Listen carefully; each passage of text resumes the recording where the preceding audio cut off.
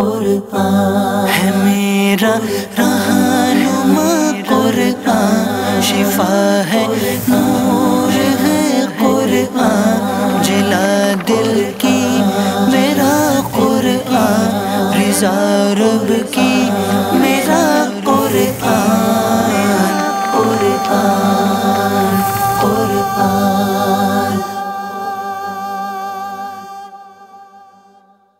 الحمدللہ رب العالمین والصلاة والسلام علی سید المرسلین، اما بعد فاعوذ باللہ من الشیطان الرجیم، بسم اللہ الرحمن الرحیم۔ الصلاة والسلام علیک یا رسول اللہ وعلی آلک واصحابک یا حبیب اللہ، الصلاة والسلام علیک یا نبی اللہ وعلی آلک واصحابک یا نور اللہ۔ میٹھے میٹھے اسلامی بھائیوں اور مدنی چینل کے ناظرین، سلسلہ ہے ایک قصہ ہے قرآن سے۔ قرآن ہے میرا رہنما، قرآن شفا ہے، نور ہے قرآن، جلا دل کی میرا قرآن، رضا رب کی میرا قرآن، قرآن قرآن۔ آج کون سا قصہ آپ کو سنانا ہے؟ امید ہے ہر سلسلے میں آپ کوشش کر کے ہمارے اس پورے واقعے کو سنتے ہوں گے۔ مس کر جائیں تو دعوت اسلامی کی ویب سائٹ پر جا کر، مدنی چینل پر جا کر آپ اس کو تلاش بھی کر سکتے ہیں۔ اب تو مدنی چینل کا اپنا آفیشیل فیس بک پیج بھی ہے، وہاں جا کر بھی اس سلسلے کو آپ تلاش کر سکتے ہیں۔ ضرور قصے قرآن کے سنتے جائیے، اپنے بچوں کو سناتے جائیے، تاکہ قرآن پاک کے بارے میں اور اسلامک ہسٹری کے بارے میں ہماری معلومات میں اضافہ ہوتا چلا جائے۔ ساتھ ساتھ جب اتنے پیارے پیارے واقعات، اتنے ہسٹوریکل ایونٹس کے بارے میں پتہ چلے گا تو قرآن پاک سے محبت جو ہے وہ بھی بڑھتی جائے گی۔ آج ایک بڑا ہی عجیب و غریب واقعہ آپ کو سنانا ہے۔ کیا ایسا کبھی ہوا تھا کہ 100 برس تک مردہ رہنے کے بعد کوئی پھر زندہ ہوا ہو؟ جی ہاں، ہمارے قرآن میں ایک ایسا واقعہ بھی موجود ہے کہ 100 برس بعد بھی زندہ ہوئے، اور وہ کوئی اور نہیں بلکہ اللہ کے نبی تھے۔ یہ واقعہ کون سا ہے، کب ہوا، کیسے ہوا، آئیے سنتے ہیں۔ اکثر مفسرین کے نزدیک یہ واقعہ حضرت عزیر بن شرخیہ علیہ السلام کا ہے، جو بنی اسرائیل کے ایک نبی ہیں۔ اور واقعے کی تفصیل یہ ہے کہ جب بنی اسرائیل کی بدعمالیاں بہت زیادہ بڑھ گئیں تو ان پر خدا کی طرف سے یہ عذاب آیا کہ بخت نصر بابلی، ایک کافر بادشاہ جو تھا، اس نے اپنی بڑی فوج کے ساتھ بیت المقدس پر حملہ کر دیا اور شہر کے 1 لاکھ باشندوں کو قتل کر دیا، اور 1 لاکھ کو ملک شام میں بکھیر کر ادھر ادھر آباد کر دیا، گویا ملک بدر کر دیا، اور 1 لاکھ کو گرفتار کر کے لونڈی اور غلام بنا لیا۔ حضرت عزیر علیہ السلام بھی انہی قیدیوں میں سے تھے۔ اس کے بعد اس غیر مسلم بادشاہ نے پورے شہر بیت المقدس کو توڑ پھوڑ کر مسمار کر دیا اور بالکل ویران بنا دیا۔ یہ کیسا عذاب تھا، یہ کیسی فوج تھی جس نے گویا ایک ہنستے بستے شہر کو تخت و تاراج کر دیا، برباد اور ویران کر دیا۔ اب قوم عمالقہ کا ایک لڑکا ان کے بت نصر کے پاس لاوارث پڑا ہوا ملا۔ اب آئیے جانتے ہیں کہ بخت نصر تھا کون۔ چونکہ اس کے باپ کا نام کسی کو معلوم نہیں تھا، اس لیے لوگوں نے اس کا نام بخت نصر یعنی نصر کا بیٹا رکھ دیا۔ خدا کی شان کی لڑکا بڑا ہو کر کہراسف بادشاہ کی طرف سے سلطنت بابل پر گورنر مقرر ہو گیا، پھر یہ خود دنیا کا بہت بڑا بادشاہ بن گیا۔ کچھ دنوں کے بعد حضرت عزیر علیہ السلام جب کسی طرح بخت نصر کی قید سے رہا ہوئے تو ایک دراز گوش یعنی گدھے پر سوار ہو کر اپنے شہر بیت المقدس میں داخل ہوئے۔ اپنے شہر کی ویرانی اور بربادی دیکھ کر آپ کا دل بھر آیا۔ انبیاء بھی کمال کی شخصیت ہوتے ہیں، اپنی قوم سے، اپنے شہر سے، اپنے لوگوں سے بڑا پیار ہوا کرتا ہے۔ جب اپنے شہر کو ویران دیکھا تو آپ کا دل بھر آیا، چاروں طرف چکر لگایا مگر کسی انسان کی شکل نظر نہ آئی۔ ہاں یہ دیکھا کہ وہاں کے درختوں پر خوب زیادہ پھل آئے ہیں جو پک کر تیار ہو چکے ہیں، مگر کوئی ان پھلوں کو توڑنے والا نہیں ہے۔ یہ منظر دیکھ کر نہایت ہی حسرت و افسوس کے ساتھ آپ کی زبان مبارک سے یہ جملہ نکلا، انا یحیی ہذہ اللہ بعد موتہا، یعنی اس شہر کی ایسی بربادی اور ویرانی کے بعد بھلا کس طرح اللہ عز و جل اس کو آباد کرے گا۔ پھر آپ نے پھلوں کو توڑ کر تناول فرمایا، انگوروں کا رس نچوڑ کر نوش فرمایا، پھر بچے ہوئے پھلوں کو اپنے جھولے میں ڈال دیا اور بچے ہوئے انگور کے شیرہ کو اپنی مشک میں بھر لیا اور اپنے گدھے کو مضبوط رسی کے ساتھ باندھ دیا۔ پھر آپ ایک درخت کے پاس کچھ دیر کے لیے نیچے آرام کرنے لگے۔ آپ نے تو آرام کے لیے यूँ समझिए کہ آپ لیٹے تھے کہ کچھ آرام کر لیا جائے، مگر اسی نیند کی حالت میں آپ کی وفات ہو گئی۔ گویا آپ نے دنیا سے پردہ فرما لیا۔ اللہ تعالیٰ نے درندوں، پرندوں اور چرندوں اور جنوں انسان سب کی نظروں سے آپ کو اوجھل کر دیا تاکہ آپ کو کوئی بھی نہ دیکھ سکے۔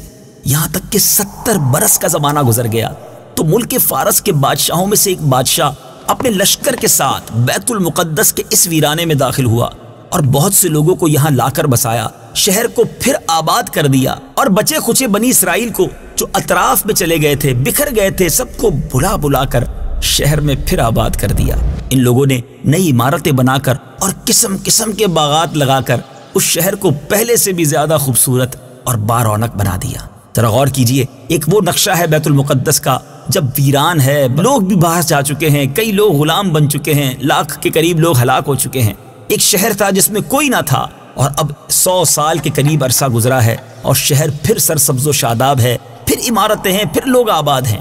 جب حضرت عزیر علیہ السلام کو 100 برس وفات کی حالت میں گزر گئے تو اللہ تعالیٰ نے آپ کو زندہ فرمایا۔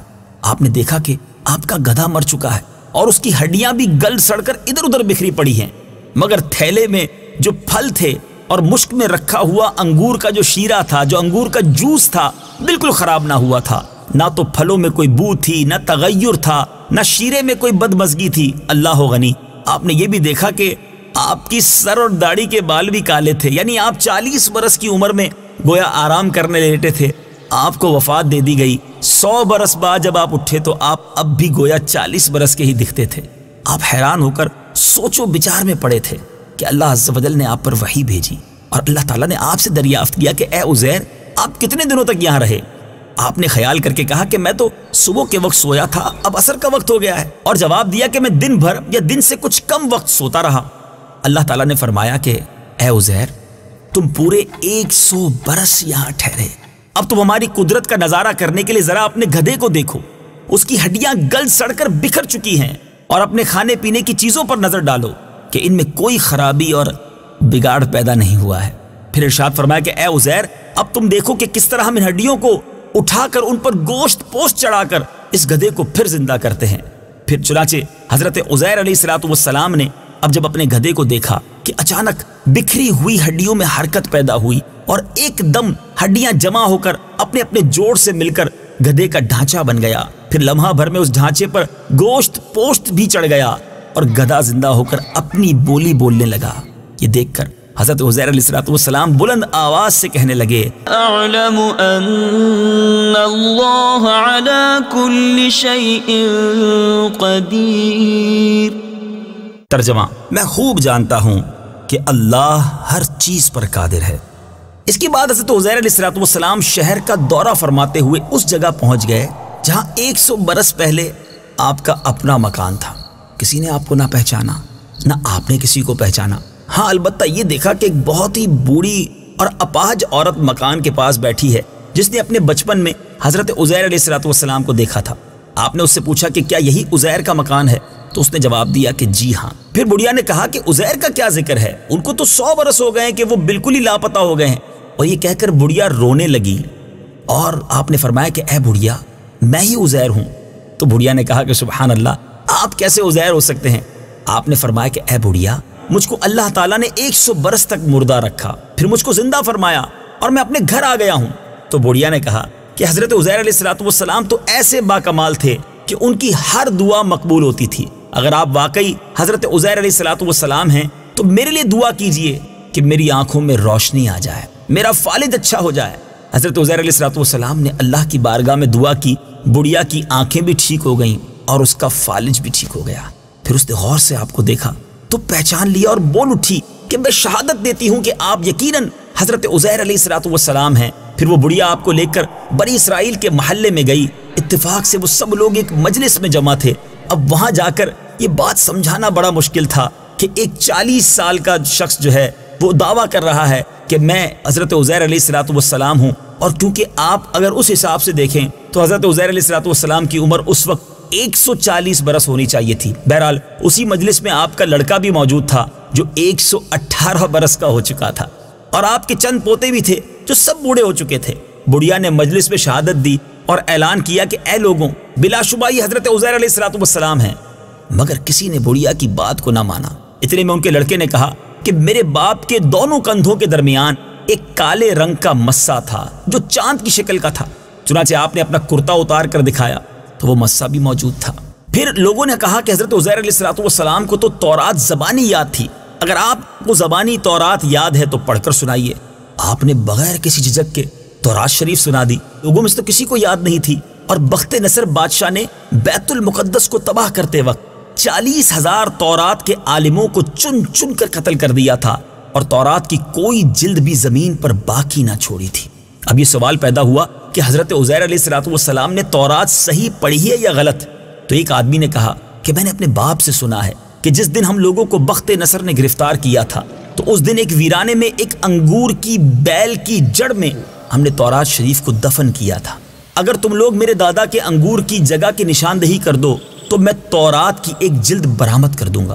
اس وقت پتہ چل جائے گا کہ حضرت عزیر علیہ السلام جو تورات پڑھ رہے ہیں وہ صحیح ہے یا نہیں۔ چنانچہ لوگوں نے تلاش کر کے وہ زمین کھود کر تورات کی جلد نکال لی تو حرف با حرف وہ وہی تھی جو حضرت عزیر علیہ السلام نے زبانی تورات سنائی تھی۔ یہ عجیب و غریب اور حیرت انگیز ماجرا دیکھ کر سب لوگ یک زبان ہو کر کہنے لگے کہ بے شک یہ حضرت عزیر علیہ السلام ہی ہیں۔ میٹھے اور پیارے اسلامی بھائیوں، شاید یہ بڑی عجیب و غریب بات بھی ہے اور یہ بڑا عجیب و غریب سوال بھی ہے کہ کیا دنیا میں کوئی ایسا والد ہے جس کی عمر 40 سال ہو اور ان کے بیٹے کی عمر 118 سال ہو؟ ایسا دنیا میں ایک بار ضرور ہوا تھا جب حضرت عزیر علیہ السلام 100 سال کے لیے گویا دنیا سے پردہ فرما گئے تھے۔ یہ عجیب و غریب واقعہ قرآن مجید میں کہاں موجود ہے؟ یہ واقعہ بھی سورہ بقرہ میں ہے۔ آئیے سورہ بقرہ کی آیت نمبر 259 کی تلاوت بھی سنتے ہیں اور ترجمہ بھی سنتے ہیں۔ أو كالذي مر على قرية وهي خاوية على عروشها قال أنى يحيي هذه الله بعد موتها فأماته الله 100 عام ثم بعثه قال كم لبثت قال لبثت يوما أو بعض يوم قال بل لبثت 100 عام فانظر إلى طعامك وشرابك لم يتسنه وانظر إلى حمارك ولنجعلك آية للناس وانظر إلى العظام كيف ننشزها ثم نكسوها لحما فلما تبين له قال أعلم أن الله على كل شيء قدير۔ ترجمہ: یا کیا تم نے اس شخص کو نہ دیکھا جس کا ایک بستی پر گزر ہوا اور وہ بستی اپنی چھتوں کے بل گری پڑی تھی؟ تو اس شخص نے کہا اللہ انہیں ان کی موت کے بعد کیسے زندہ کرے گا؟ تو اللہ نے اسے 100 سال موت کی حالت میں رکھا، پھر اسے زندہ کیا۔ پھر اس شخص سے فرمایا تم یہاں کتنا عرصہ ٹھہرے ہو؟ اس نے عرض کی میں 1 دن یا 1 دن سے بھی کچھ کم وقت ٹھہرا ہوں گا۔ اللہ نے فرمایا نہیں، بلکہ تو یہاں 100 سال ٹھہرا ہے، اور اپنے کھانے اور پانی کو دیکھ کہ اب تک بدبودار نہیں ہوا، اور اپنے گدھے کو دیکھ جس کی ہڈیاں تک سلامت نہ رہیں، اور یہ سب اس لیے کیا گیا ہے تاکہ ہم تمہیں لوگوں کے لیے ایک نشانی بنا دیں۔ اور ان ہڈیوں کو دیکھ کہ ہم کیسے انہیں اٹھاتے زندہ کرتے ہیں، پھر انہیں گوشت پہناتے ہیں۔ تو جب یہ معاملہ ان پر ظاہر ہو گیا تو وہ بول اٹھا میں خوب جانتا ہوں کہ اللہ ہر چیز پر قادر ہے۔ میٹھے میٹھے اسلامی بھائیوں اور مدنی چینل کے ناظرین، واقعہ آپ نے سنا ہے نا، عجیب و غریب قصہ، مگر اس قصے سے ہمیں کیا سیکھنے کو مل رہا ہے؟ میرے رب کی شان کتنی نرالی ہے۔ ان اللہ علی کل شیء قدیر، میرا رب جب چاہے جو چاہے اپنی قدرت سے فرما سکتا ہے۔ ہمیں اس کی قدرت پر یقین کامل ہونا چاہیے۔ بعض اوقات ہم سمجھتے ہیں ناممکن ہے، مگر میرے رب کے لیے کوئی چیز ناممکن نہیں۔ ایک بات۔ دوسری بات یہ کہ حضرت عزیر علیہ السلام کے اس واقعے میں اللہ تعالیٰ کی کیسی شان سننے کو مل رہی ہے کہ آپ کا ایک بال بھی سفید نہیں ہوتا، آپ 40 سال جتنے ہی دکھ رہے ہیں، آپ کا گدھا جو ہے وہ گل سڑ کر ہڈی ہڈی اس کی ہڈیاں بھی بکھر جاتی ہیں، دوسری طرف آپ کے پھل بھی سلامت ہیں، آپ کا انگور کا شیرہ بھی ٹھیک ہے، اور پھر رب نے چاہا تو وہ گدھا پھر سے زندہ بھی ہو جاتا ہے نا عجیب بات۔ مگر سیکھنے کو یہ مل رہا ہے کہ اگر ایک ہی قبرستان ہو، ایک جیسی ہی قبریں دکھ رہی ہوں، ایک قبر کے مردے کی ہڈیاں بالکل گل سڑ سکتی ہیں، اور اللہ والوں کی قبر جو ہے ان کے مزارات میں وہ بالکل صحیح سالم اور حشاش بشاش بھی رہ سکتے ہیں۔ رب کی رضا جس میں ہے، اللہ جسے چاہے اسے اپنی حفظ و امان میں رکھے۔ جبھی تو شاعر لکھتا ہے، جبھی میلی نہیں ہوتی دہن میلا نہیں ہوتا، غلامان محمد کا کفن میلا نہیں ہوتا۔